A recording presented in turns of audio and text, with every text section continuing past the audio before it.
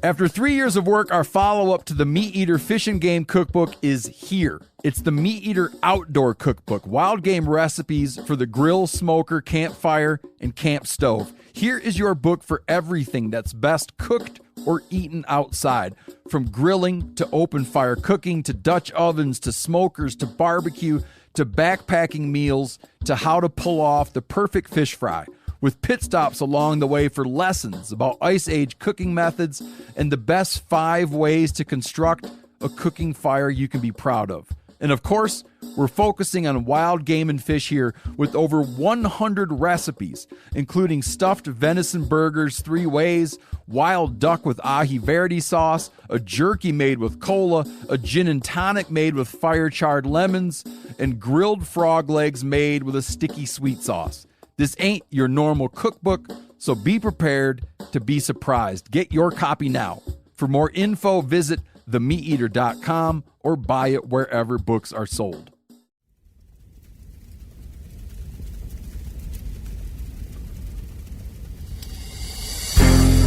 As a guide and hunter, I've spent thousands of days in the field.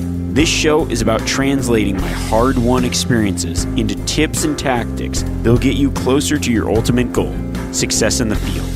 I'm Remy Warren. This is Cutting the Distance.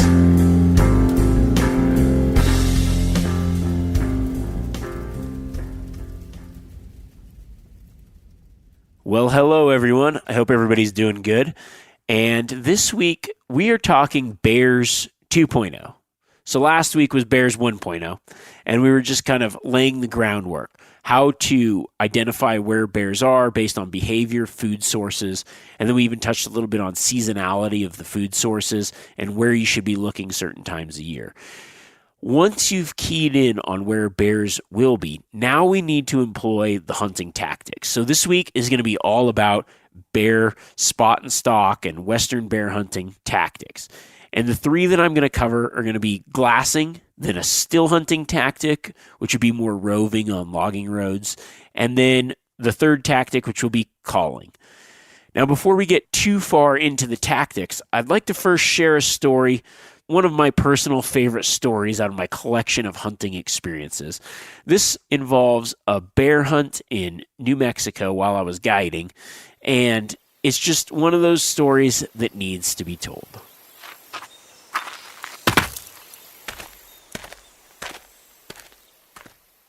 This story takes place in the mountains of northern New Mexico.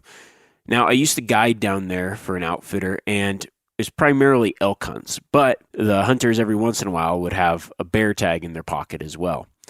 This year in particular was just a crazy year for acorn growth.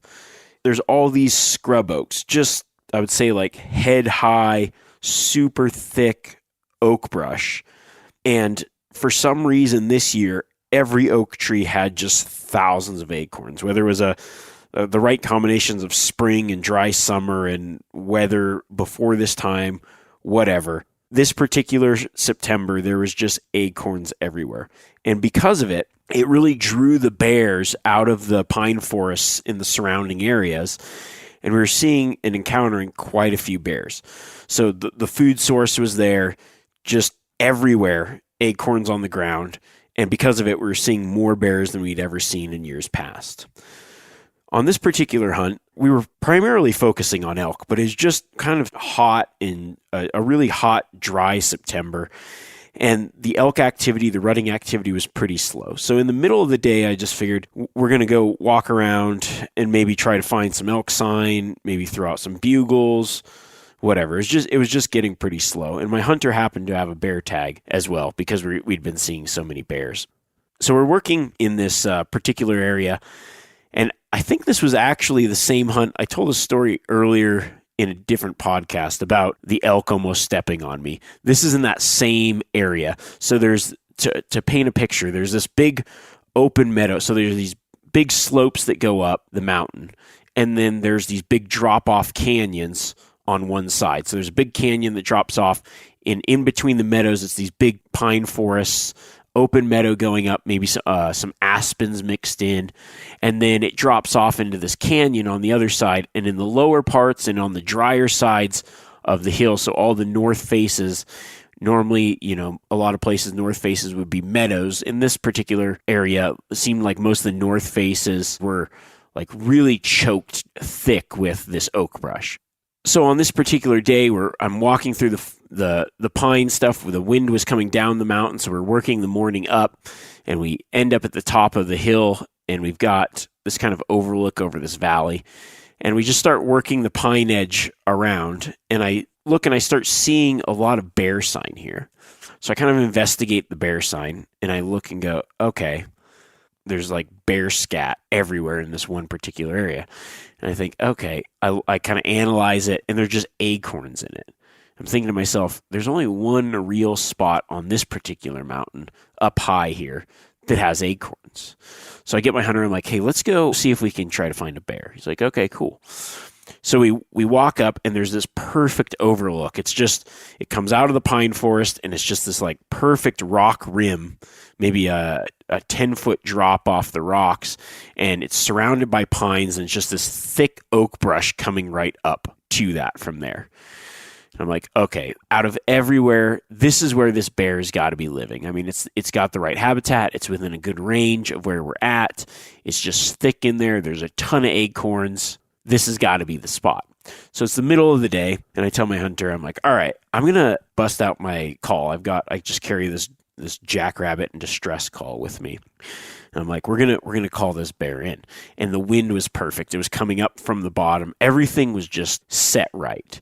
We could see all around us, and I'm like, this is good. So I tell my hunter, I'm like, all right, you go and set up by this big pine where you can see down. I was about 10 yards away. And I'm just going to sit here and call. And I give him specific instructions. I've called plenty of bears. It takes a long time for a bear to get active and decide to come in. So I'm like, it's going to be a minimum of 45 minutes, and we won't leave until after an hour. So I'm going to be calling constant for at least 45 minutes to an hour. He's like, okay. So I get over in my spot and start wrenching on the call. I mean, it's just like, I'll do one of these stands calling for bears maybe every few days, because it's just taxing to just blow on this call as loud and as long and as hard as I can for an hour. So I just get going, and you can just hear it echoing down the canyon. It's perfect. All of a sudden, it starts attracting the birds, which is just like first step. Okay, it's working. Here come some magpies. And about 10 minutes in, magpies are landing on all the trees around us, and I keep about 20 minutes in, I am just taxed. I'm like, oh gosh, here we go. And I can see my hunter is just kind of like, I'm like, okay, have an arrow on, be ready. And he's looking like, okay, nothing's happening. I'm like, just wait, giving him the hand signals, like, it's okay, be ready. So he's sitting there. I keep wrenching on the call. All of a sudden, the crows start circling. I'm like, well, stuff thinks that this is a good setup, and it just feels good. I know this is going to happen.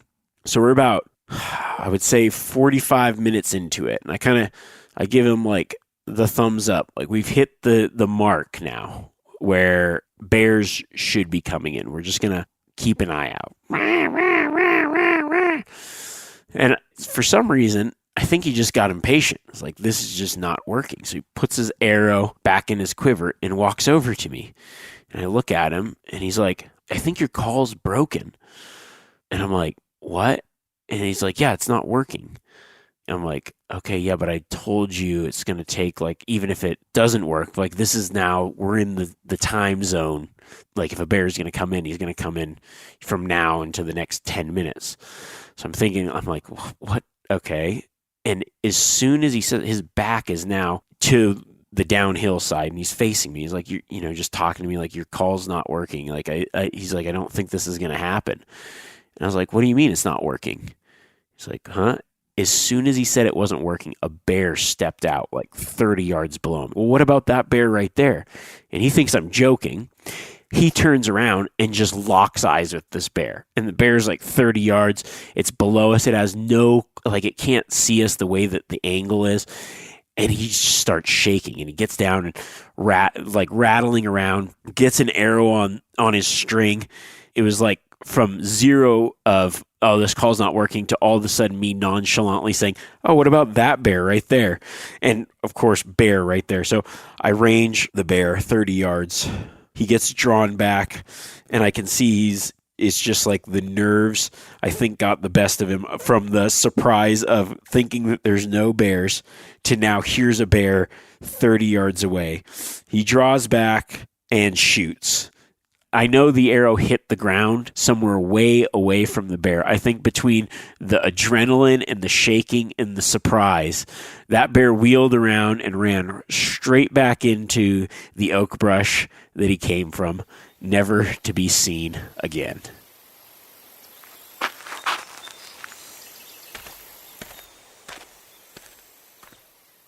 I'm going to break it down into my 3 favorite bear hunting tactics. So we're going to call it glassing, cruising, and calling. Let's start with glassing. Now, if I was to describe bear hunting to someone that says, hey, what's it like to go spot and stalk bear hunting in, say, Montana or Idaho? My definition of it is hours of boredom interjected with a few seconds of sheer excitement. Now, the reason is because there's a lot of time in between spotting bears, and that's probably why it makes it so exciting when you actually see one. I think a lot of people, the first time they go bear hunting, they kind of get worked up too because of the whole predator aspect. They've got teeth, they've got claws. It's an elusive animal that you don't see very often. Not that there's low populations of them, but they're just very elusive in nature. They can be hard to find, and there can be a lot of time in between spotting. So when you actually do spot one, it's like, oh crap, there's one. What do I do? All your time has been spent focusing on finding the thing, and very little time has been spent focusing on what are you going to do when you find something. So I think that adds to the excitement factor. Now, out of all the successful bear hunts I've done, I would say that many of them, the success is probably split up amongst the 3 tactics, the cruising, glassing, and calling. Glassing, I think, works best early in the season, but then where you glass changes throughout the course of the season. So at the beginning of the spring, I'm always looking for those more alpine areas, big rugged canyons, where I can get up in there, post up, and look over a lot of country at once. Now, the thing with bears is you expect them to move and be fairly crepuscular, moving mornings and evenings. Yet I've found throughout the years that sometimes you find bears moving at just random times. They might decide this certain bear likes to move at noon, and that's when it's going to move. Now, because the days are super long in the spring, that makes it a lot of time between sitting and just watching the same area over and over with nothing happening. And then all of a sudden, boom, there's a bear. My particular tactic and my tips for glassing are this. What I like to do is I like to get into an area where I can get comfortable and set up overlooking as many openings as possible. A lot where I'm within range of what I consider probably my A area, the best area where I'm kind of expecting something, where I can look at that with my eyes, and if something did pop out in the open, I would be able to see it, and then stuff further away that I can look at with my optics. Now, I do my setup this way. It's very optics intensive and very looking intensive. So I prefer to use high-powered binoculars during spring bear season mounted on my tripod. I generally go with either 12s or 15s. I've even used 20-power binoculars. A good set of high-power optics is key. You don't necessarily need a spotting scope as much, but I do carry the spotting scope for those times where I'm looking at a bear at a far distance away and I really want to judge that bear. I want to say, okay, that bear is 2 miles away, 3 miles away. There's a lot of stuff to get into position for that. I better make sure that that's the type of bear that I'm looking for. And I'm going to take the spotting scope out and zoom in and say, okay, does it have cubs? Is it a boar? Is it a sow? I'm going to really judge that bear through the spotting scope. Some of the key tactics for glassing are really just, like it sounds, sit there and watch one area for a prolonged period of time. That might be an entire day. Or if you want to cut your day down, sometimes I'll choose whether I'm hunting mornings or evenings on those long days. And I'll go early, I'll get set up in my position for the sun to come up, glassing, and then I glass until, say, 2 or 3 p.m. Or if I'm just hunting evenings, maybe I'll start at noon and then glass until dark, which is that time of year could be 10:30, 11, and walk out and whatever. Because by the time you get back to camp and eat, it's just a long day. I've done those all day glasses and it's just mentally beats you up. So I found that for me personally, I just like to pick now a morning or an evening and just hunt half the day really hard. But if I've got the time and I'm in the backcountry and camping, whatever, I'll probably just glass as much as I can. But you want to be set up in an area where you're overlooking the same stuff and you really get a sense of what is in front of you. Now you'll notice there's things that'll start looking like bears and you'll be glassing, and then you'll start to really understand and kind of memorize, okay, that I already looked at that, I didn't look at that. So when something pops out, it catches your attention immediately. And that's what I do. I just sit there, get comfortable, have your snacks, your whatever, and just look. The longer you're looking, the more likely you are to spot something. And it sounds like, yeah, that's a no-brainer. But there's so many times where I've been sitting there and I go, okay, there's nothing here. And then all of a sudden a bear pops out. And 15 minutes later, another bear. I've been in one spot and seen 4 bears when previously I thought I sat here long enough that I would have seen something and there's nothing here. I've seen it all. And all of a sudden something pops out. The key is to just find those areas like we talked about in the last podcast, and then just know that, okay, they're here. This is a good area. Now I'm going to sit here and play the waiting game. How long is too long to wait? Well, if you've gone a couple days and haven't seen anything, maybe it's time to move spots or check a new area. But for the most part, if you sit there and you watch it and they're there, you should see them because they should come out at some point while you're there. You just have to stay vigilant. And that's where that boredom factor of, okay, am I doing this right? Am I looking hard enough? Comes in. Now, in those times where I try to use my eyes and my chest binoculars, my lower power binoculars to glass the more open stuff, in those times where I'm not really seeing anything, then I'll use my higher power optics to really grid some of the thicker stuff that I should be able to pick something out in with more magnification. So I'll constantly go back and forth between looking wide at, say, the openings, the edges, the grasses, the good food sources, and then I'll spend my downtime looking in cover with my more magnified optics. Now, the key is to grid it. So I'll just sit there. I know I'm pretty stationary, and I'll go start at the top and go left to right, down, and then right to left. So what you're doing is you're just covering, you're like making a grid on the mountain, and then you're using your optics to cover every square inch of that. And that works really well because you can actually see into some more of the covered areas with those higher power optics. So I'll do that, and then I'll jump back and forth between looking intensely and then taking my eyes out, letting them adjust on the hillside, using my smaller optics to just get a broader view of the more open stuff. So I'm going back and forth between cover gridding and just taking my eyes off the binos and looking at different ranges.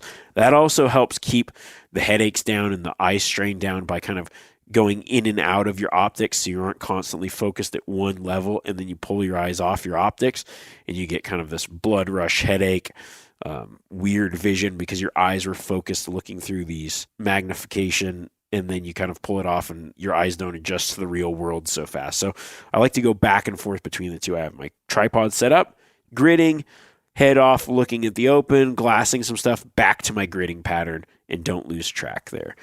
I've had a lot of success spotting bears that way. After 3 years of work, our follow-up to the Meat Eater Fish and Game Cookbook is here. It's the Meat Eater Outdoor Cookbook, wild game recipes for the grill, smoker, campfire, and camp stove. Here is your book for everything that's best cooked or eaten outside. From grilling to open fire cooking to Dutch ovens to smokers to barbecue to backpacking meals to how to pull off the perfect fish fry, with pit stops along the way for lessons about Ice Age cooking methods and the best 5 ways to construct a cooking fire you can be proud of.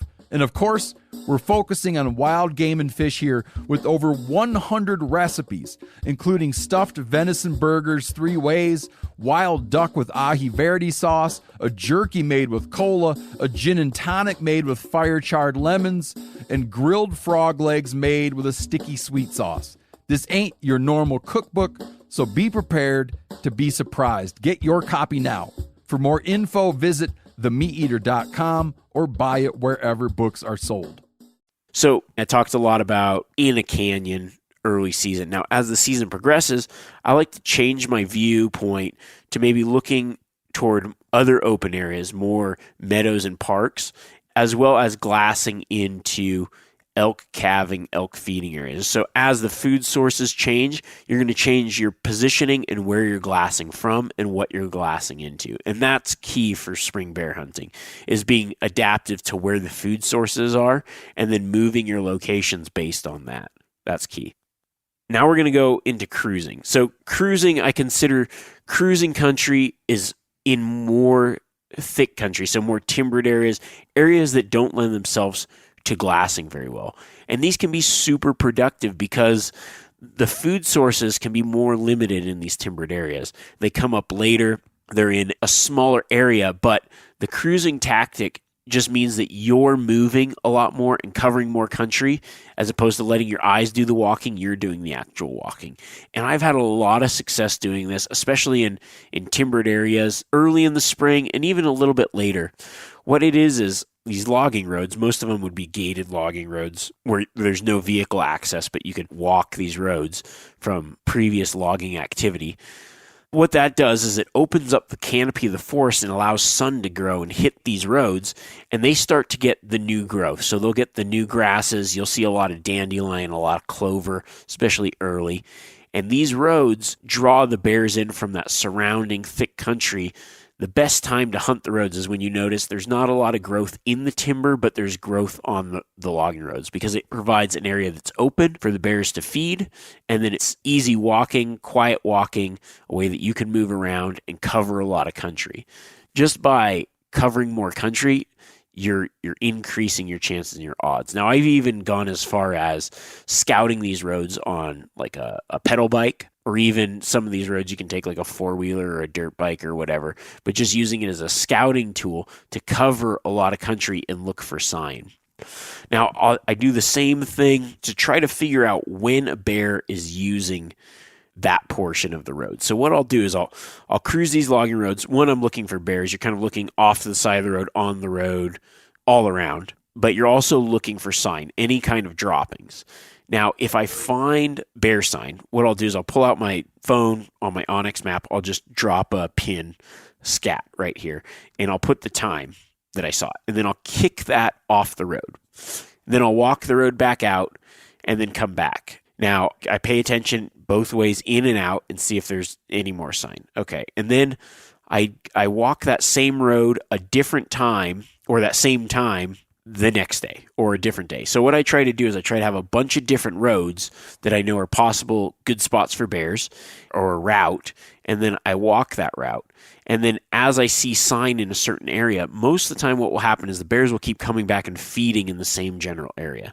Over the course of my time hunting, I can kind of build out a timeline of when the bears are hitting it. So if I walk the road in the evening, I'll walk it the next morning. And if I see sign there, then I'll know, okay, it was coming out in the evening. But if I walk it in the morning, kick the sign off, and then walk it in the evening and see it again, then I know it's coming out in the daytime between those two times that I walked it. So what I keep doing is I keep narrowing the times that I walk it into pinpointing when this bear is particularly coming out. It's a fairly rudimentary system, but it ends up working over the course of time because you've got multiple areas that you're creating data of saying this bear is probably coming out this time. So you'll walk those sections of the road at certain times when it's most advantageous that bear is going to come out. I hope that makes sense. So you're just building a bunch of data based on, okay, the bears are out here. I'm seeing sign here this time, or maybe you're seeing sign every couple days.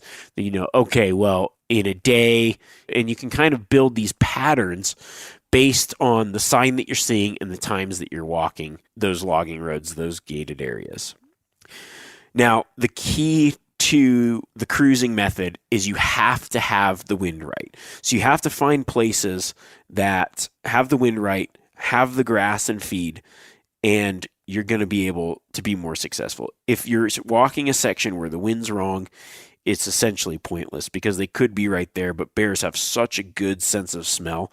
Their sight, they don't really pay much attention to. Sound, they don't really care about. But if they catch your wind, it's all over. So the key to the cruising technique is you have to have the wind right. Now, you can also go a more shotgun approach to the cruising where maybe you aren't seeing sign, but you've got the food source, you've got the wind right. Just continue cruising and keeping on a lot of different roads that have all the right things. Sooner or later, you will bump into what you're looking for. Now, it doesn't seem as predictable as maybe some of the other methods like glassing where you go, okay, I'm sitting here, I'm actively looking. It feels kind of random. But what you'll notice is over the years and the time of doing it, you'll find certain roads during certain times that attract the bears. And what you need to do is you need to kind of make note of that because as we talked about in the first one, bears are very predictable and patternable. It's just on a larger scale. So once you understand which roads they like, which areas they're going to, and maybe not necessarily the time of year, but what's going on that road. Over the years, I take notes on, okay, I walked here, I saw a bear here, what was going on? Okay, the grass was this tall, here's what it looked like in the forest around it. Was there any calving activity? Was there any of this? And what's going on in this area at that time? And then replicating that each and every time you go out. Because the more you hone in on the spots and the places and the things that they like, the more likely you are going to be to intersect their paths. And that's all it is bear hunting a lot of times is just like spending time to where your persistence intersects with their pattern. And that's the key to a lot of this as far as spring and spot and stock bear hunting goes. Now, another tactic, and we did touch on it last week a little bit, along with this cruising, is if you start to find like a really grassy patch and you say, okay, there's bear sign here, there's a lot of tracks, there's a lot of sign, maybe it's a wallow or something that you find along the way of cruising. You can also, if it's legal in the state that you're hunting, put up a trail camera and see and try to gain a sense of a pattern of where that bear is eating. And then hunt that. I've had a lot of friends that have walked roads and they keep finding, say, a green grassy patch that has a lot of sign. Well, the bears are going to keep coming back to that. Maybe it's got some good clover, some good dandelion, and it's just the sun hits it right, the snow melted off just right, and that's its food source for right now. While that's happening, if you find a place that has a lot of sign, don't be afraid to just set up and wait. I've been very successful just cruising logging roads and finding the spot like, okay, this grassy bend is the best one. It always has sign in it. I'm just going to sit here and wait. And almost like you would set up a tree stand, set up a blind. I don't really do a tree stand, but I would set up like a makeshift ground blind, tuck in, get the wind right, and just wait and watch that spot. Because that's the spot where they're preferred feeding and they're going to keep coming back to. And that's all just based on the knowledge that you've gained by cruising and covering a lot of country. Now, the third tactic is going to be calling. Now, I think calling works great in both the spring and the fall. In the spring, I find it pretty effective, especially in elk calving and deer fawning areas. Now, I will focus in on those areas later in the spring season, and I use a combination of the methods. So I'll glass those areas. I might change my glassing pattern to a calving area. I'll also, a lot of times, elk will calve in maybe, say, cleared timber or some more timbered pockets where there's good grass, a lot of cover for the fawns to survive. So cruising through those areas can be super effective, but also calling in those areas can be effective. It's because bears will mostly use their nose to suss out food, but every once in a while they'll key into those audio cues of, oh, there's a free snack over here. So here's the deal with bear calling. I have done it pretty extensively and had quite a bit of success with it. But there are a few things that you need to understand when you're getting started. Bears are very strange responding to a call, whereas if you're used to other predator calling or what have you, bears, I've actually called to bears that I've seen just out, say, quarter mile away or whatever, and start calling. And the technique of calling a bear is you pretty much have to blow as loud and as long and as constant on the call as you can for as long as you can. It's very strange, but for some reason, I've seen bears where they're just feeding, they're doing their thing, and you start blowing on the call. You'll blow on the call for 30, 45 minutes and nothing, and then all of a sudden the bear will whip its head up and run in. I don't know why. It's just like maybe it's something in their head that like, if I hear that long enough, then it's worth going over there. I don't really know the explanation why, but that just seems to be the successful tactic to calling bears. Very rarely have I had a bear just come in right off the bat. It's mostly calling, and then they just decide to come in quick after that. At least the ones that I've observed with my eyes while calling to them. And I'm pretty sure it's the same in any scenario. The other thing you have to really consider when calling to bears is, it's fairly difficult to blow on a mouth call for that long, that many times. So you really have to pick your setup correctly. So you want to pick a setup in an area that you know is very likely to hold bears, and that can be kind of how that story played out, where you find sign and, okay, what's in the sign? What is the bear eating? Where's an area that has that type of food source? And then get close to that area, get the wind right, and start calling. They're probably going to be hanging out in thicker stuff during the middle of the day. I've actually had some pretty good success calling bears in the middle of the day. And maybe that translates into why it takes so long too. Maybe they're just kind of hanging out, chilling, laying down, taking it easy, and then they hear something and think, oh, okay, well, that's worth going and checking out. There are a lot of setups where I've called, and nothing came in. And then I walk out and see a bear track downwind of me. So you have to pick your spot where it's going to be hard for the bear to circle you and get your wind, because they won't come in. And for the most part, you're going to be blowing on that call for an hour. You're going to exude all your vocal and calling energy into calling, and that bear's just going to circle around, catch your wind, and leave, and you won't even know that he was attempting to come in. So when you set up, the setup is the number one thing. You got to find a spot where it's hard for the bear to get behind you, and you've got the wind right. So I like to try to find places where I might be at the top of a hill, or I've got a good like rock outcropping that I'm on top of, and I'm expecting the bear to come from below me. That's generally the best. Calling in the bottom of something is tough because they can circle around you. So if you're in a tight gut, maybe positioning yourself in the gully where you think that the bear will come up from the bottom, and you've got good vantage on both sides. I do like to use the call, and I think it works really well, especially in southwestern states. More arid climates, it works really well. I kind of refrain from using the calling technique in areas where there's grizzly bears, just as far as a safety concern. I don't want to have to deal with it, so I just go with the cruising or the glassing in those areas. But if you're in a spot where there's no grizzlies, you've got a good setup, and you know that there's bears close by, calling can be super effective. The other key is just after you've got the setup right, being consistent with the call, long, loud, keep it going until you pretty much can't go anymore. You're going to find that the most successful calling is going to be when you're within, I would say, 800 yards or so of probably where that bear's at. So you really have to pick your spot precise the first time, because you're gonna run out of energy to do this multiple times. I mean, the idea of, oh yeah, I'll just go calling bears is great. It makes stand after stand after stand, but most states don't allow electronic calls, and the actual act of blowing on a predator call for that long, that many times, is exhausting. So you really have to pick the scenario right.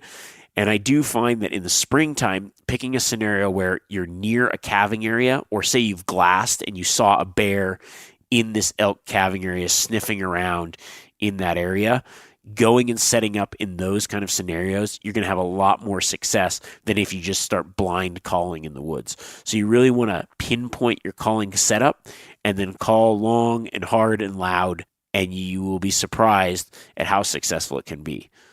Also, as a note to the calling, you just got to watch your six. I mean, you can't treat it as, oh, I'm just going to start calling here, because a bear's coming in expecting a meal, and they can be aggressive predators. So you should have your gun loaded. You should be ready. You should be watching and paying attention, and also have something against your back so they can't sneak up on you. I don't know how many times I've called, think nothing's there, turn and look, and there's a bear 10, 12 feet away. I mean, I've had bears walk up right there. I actually had one time I was calling, set up, had a big rock behind me, and I kind of hear a little bit of rustling, and maybe 6-7 feet away is this bear standing on its hind legs looking down at me. I mean, they walk in so silent, so quiet. So you just really have to be on edge, paying attention, and really, be smart about calling. Although black bears tend to not be aggressive, there is always that off chance that you could do something stupid and have one become aggressive, especially if it's got cubs and comes in or whatever. I'm sure at this point, with everything going on, a lot of you are feeling pretty cooped up right now. I know I definitely am. I actually somehow got sick while pretty much avoiding everybody, so I don't even know what's going on. But yeah, you're just kind of ready to get out and do some hunting. But I really hope that this bear hunting episodes, this 2-part deal, helped a few people out, because I did get a ton of questions about it. And I thought, okay, this would be a good thing to take a little bit of time and talk about. Now, if there's something that you didn't understand, or I don't know, maybe you want more information, more specifics on, feel free to shoot me an email at remy@themeateater.com, at Remy Warren on Instagram. Probably the emails, we do a lot for the podcast, and then as well as the Instagram, I kind of take from both. So next week we're going to do another Q&A. So if you got any other questions on spring stuff, whatever, hunting tactics, shoot me messages this week, and we'll try to get as many answered as we can next week. Label it if it's like a hunting tip that you want to know, maybe a gear stuff. We'll do some gear stuff in the subject. Just let me know, kind of break it down into category. We also had a little category we called life advice or whatever, any kind of just random questions that might be fun or funny to answer. Those are cool too. So reach out, shoot me some messages. Also, while we're all quarantined and everybody's kind of like in this weird holding pattern and we don't know what's going on, if there's people that you know that might enjoy this podcast, share it with them. If you listen and you don't subscribe, please just click the subscribe button or the follow button on whatever kind of podcast app you listen to. We appreciate that. And if you haven't given us a review or rating and you like the content that's getting pumped out, please jump on there and do that. I honestly really appreciate all the messages and the responses and the ratings and all that stuff. That means a lot to me. So it keeps me excited to do it. And I just hope that honestly you get something out of it. Everybody that listens gets something. And maybe you aren't a guy that's going to go bear hunting this spring. That's okay. You can take some of these tactics into other types of hunts, and hopefully some of the stories are entertaining as well. But if there's things you want to know about, shoot me some ideas, some questions, whatever. We're going to answer some questions next week. And until then, I got to use the same as, don't cut the distance to each other. We gotta stay separated. I don't even know. Crazy times, friends. Crazy times. But we're gonna get through it, and we're gonna have some pretty awesome, exciting outdoor adventures in the months to come. Catch you later.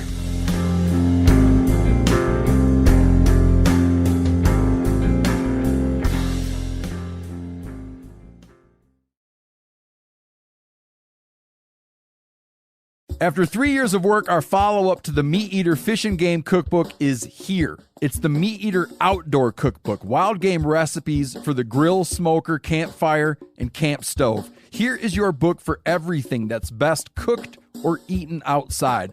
From grilling to open fire cooking to Dutch ovens to smokers to barbecue to backpacking meals to how to pull off the perfect fish fry, with pit stops along the way for lessons about Ice Age cooking methods and the best 5 ways to construct a cooking fire you can be proud of.